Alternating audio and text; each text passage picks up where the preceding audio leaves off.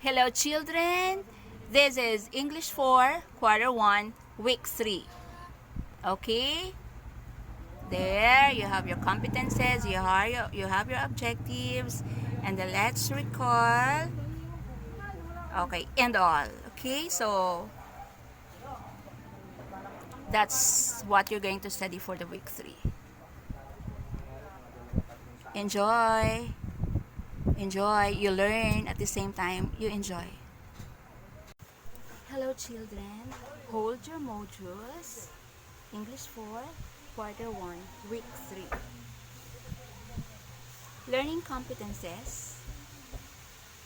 Identify meaning of unfamiliar words through structural analysis, words and affixes, prefixes and suffixes. Objectives. Determine the meaning of words using prefixes and suffixes. Okay. It is truly a great day. Let us thank the Lord for this another day that we can learn. Okay. What is prefix and what is suffix? Prefix is a syllable that we place before the word, before the root word. And suffix is a syllable that we attach at the end of the word. Okay? Some examples of prefix are im, an, this, mal. Okay? But we have to focus in our lesson. Look at our modules. Okay? In our examples here, we have replay, we have boneless, inaction, dishonor, thankful, freshness, impure, happiness, priceless, and illegal. So what are you gonna do? You have to write the root words on the space provided. Okay, so you have your example, use. Use is a root word. So 1 to 10, you're going to identify the root words. Okay? The root words. Meaning, just remove the prefix. Okay?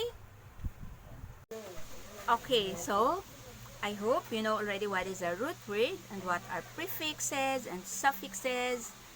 Okay, so affixes are word elements added to a root word that changes its meaning. These affixes are added at the beginning or ending of a root word. Prefixes are added at the beginning of words to form new words. The on, in, im, this, il are prefixes meaning not. There are a lot more. Okay? Il, illegal. Im, improper. In, indirect. This, dishonest. Miss, misfortune. Mal, malnutrition. And a lot more. These here are only examples, but there are a lot. Okay?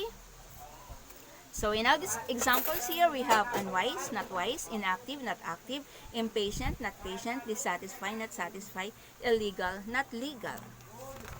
Okay, so we go to page 4. I'm not gonna tell you the answers because this is your work, but I just would like to add some more and give you the meaning. Suffixes are added at the end of words to form new words too. Now, form new words by adding suffix less to the words outside the box. The suffix less means without or none. Give the meaning of the newly formed words. In fact, there are a lot of suffixes. Just like the suffixes, the prefix rather, here you have only your less and full. Okay? But there are a lot more. Like ness, EOUS, like right, righteous, okay? Happy, happiness. Full, as in beauty, plus full, it makes beautiful. Okay? What else? LY, okay? Like soft, softly.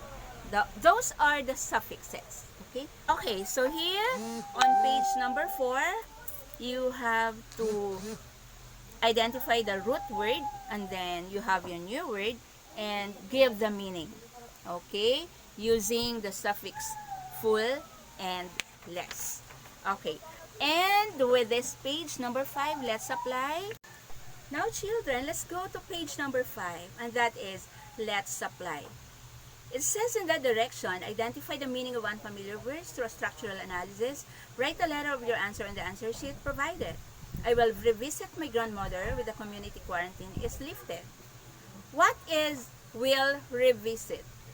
Okay, A, a sick person, B, to visit again, and C, never to visit. Okay, so the answer is letter B because the prefix re means again, so revisit means to visit again. Okay, so the rest of the questions, that is your job to answer. Now let's go to page number 7, and that is let's analyze. Okay, so bear in mind that affixes are word elements added to a root word that changes its meaning. There are affixes that are added at the beginning, and those are prefixes or ending suffixes or of a root word. Okay, so what do we add? Prefix at the beginning of the root word and suffix at the end of the root word. Okay? Okay. Now, directions on page number 8, change the underlined words to new words with affixes. Rewrite the sentence with the new words in the space provided. Some of the people do not trust the local government to supply for their needs. So the underlined word is do not trust. Okay? So, answer. Some of the people distrust the local government to supply for their needs. We replace the underlined words with this plus trust because this means not. Okay? So, instead of saying do not trust, you just say distrust. Okay? Because you already formed the word distrust, which means do not trust. Okay? So, please do 1 to number 10. Okay? All you have to do is to understand to be able to get the correct answer. Okay? Now, let's go to let's try, and that is the evaluation. Identify the meaning of unfamiliar words through structural analysis. Encircle the letter of your answer. Example, because of Typhoon Ambo, many houses become roof-less. Remember, what's the meaning of less? And the root word is roof. Imagine a house without a roof, right? Okay. So, what's the answer? Because of Typhoon Ambo, many houses become roofless. With roof, with new roof, or without roof. The answer is letter C, without roof. Okay, so do the rest 1 to number 10. Okay, now let's go to let's create. Goal. You're going to make a short poem, song, or story using words with affixes and present them in front of your family. Okay, this one, you really have to write and show me. Okay, you send it through your messenger, send it in our English GZ, and I would be very glad if you would come up with a poem. Can you do that? Okay, thank you very much. Now, okay, you know what, class? If you have a lot of words in mind, you can think of the prefix or a suffix to attach to your word. I'll give you some example. Okay, beauty, I add full, that becomes beautiful. Spoon, I add full, that's spoonful. What else? Full, harm plus full, that's harmful. The opposite of harmful is harmless, right? Okay. Use plus full is useful. Use plus less is useless. Okay. This is bonus, okay, because I'm gonna write or add IVE. Okay, for example, create, creative. Okay. Art, artistic. Okay, meaning a person who is really very creative or very artistic. what's this? Industry. Okay? When you add IOUS, industrious, okay? Meaning a person who is really very hardworking. Okay?